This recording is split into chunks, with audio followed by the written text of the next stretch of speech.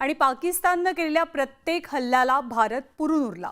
भारतीय सैन्य आपल्या देशाचं आणि देशवासियांचं प्राणपणाने रक्षण करतात, पण दुसरीकडे पाकिस्तान मात्र भारताच्या कारवाईपासून वाचण्यासाठी आपल्या सामान्य नागरिकांच्या जीवाशी खेळत होता। पाकिस्तानने नागरी हवाई हद्द सुरू ठेवलेली आणि आपल्याच नागरिकांच्या आडून भारतावरती वार करायला सुरुवात केलेली।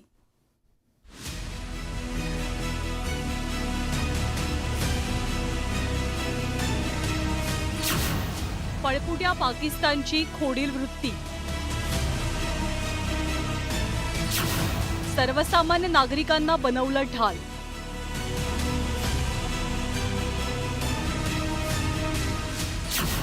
विमान सेवा सुरू ठेवत आगळिकीचा प्रयत्न। कर्नल सोफिया कुरैशी यांची 2 विधानं पुरेशी आहेत पाकिस्तानचा खोडसाळपणा जगासमोर आणण्यासाठी। पाकिस्तान ने अपना नागरिक हवाई क्षेत्र बंद नहीं किया। पाकिस्तान अपने नागरिक विमानों को ढाल के रूप में इस्तेमाल कर रहा है। पाकिस्तानने केलेल्या हवाई हल्ल्याचं भारत सडेतोड उत्तर देतोय, पण भारताच्या याच हल्ल्यांपासून वाचण्यासाठी पाकचं सैन्य स्वतः फ्रंटफूटवर लढत नाहीये, तर सामान्य नागरिकांना ढाल बनवून त्यांचा बचाव सुरू आहे। पाकिस्तानच्या याच खोडसाळ वृत्तीनं त्यांचे नापाक इरादे जगासमोर आले आणि भारतानं पाकिस्तानच्या याच खोटेपणाला पुराव्यासकट जगजाहीर केलं। एक असफल अकारण ड्रोन और मिसाइल हमला करने के बावजूद पाकिस्तान ने अपना नागरिक हवाई क्षेत्र बंद नहीं किया।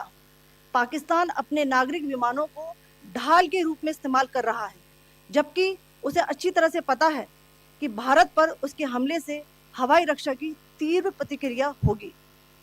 यह भारत और पाकिस्तान के बीच अंतर्राष्ट्रीय सीमा के पास उड़ान भरने वाले अंतर्राष्ट्रीय उड़ानों सहित नागरिक विमानों के लिए सुरक्षित नहीं है कि पाकिस्तान ने लाहौर से उड़ान भरने वाले नागरिक विमानों की आड़ लेकर अंतर्राष्ट्रीय हवाई मार्गों का दुरुपयोग किया ताकि वे अपनी गतिविधियां छिपा सके।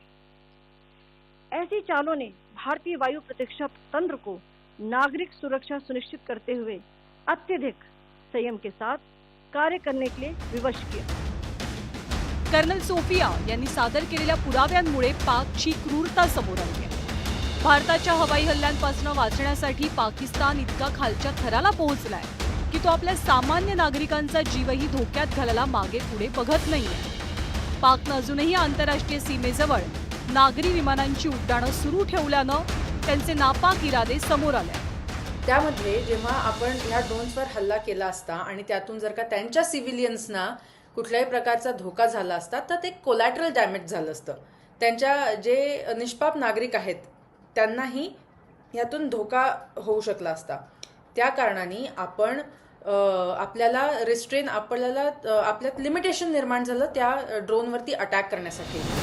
युद्धसदृश परिस्थितीत एखाद्या देशानं आपली नागरी हवाई हद्द सुरूच ठेवली तर प्रतिहल्ले करताना चुकून नागरी विमानं लक्ष्य बनू शकतात। खुल्या हवाई हद्दीत नागरी आणि लष्करी विमानांमधला फरक ओळखणं कठीण बनतं। यामुळे चुकीच्या लक्ष्यावर हल्ला होण्याचा धोका वाढतो आणि मोठ्या प्रमाणात जीवितहानी होऊ शकते।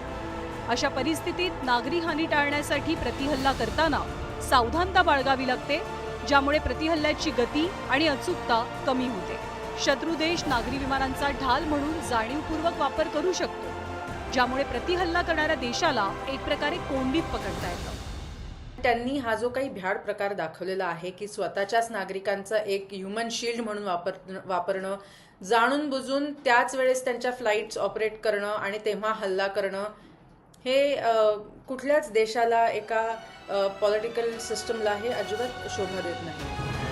युद्धसदृश परिस्थितीत कोणत्याही देशाचं सैन्य सामान्य देशवासियांसाठी ढाल बनून उभं राहतं, पण पाकिस्तानचा सगळा कारभारच उलटा आहे। पाकिस्तान आपल्या नागरिकांच्या रक्षणाऐवजी त्यांनाच ढाल बनवतोय आणि नागरिकांच्या आडून छुपा खेळ खेळतोय। या खेळीतनं भारताच्या कोंडीचा जरी प्रयत्न होत असला तरी पाकिस्तानच्या प्रत्येक इराद्यांना भारत पुरून उरतोय। Bureau report, news 18 Lokmat.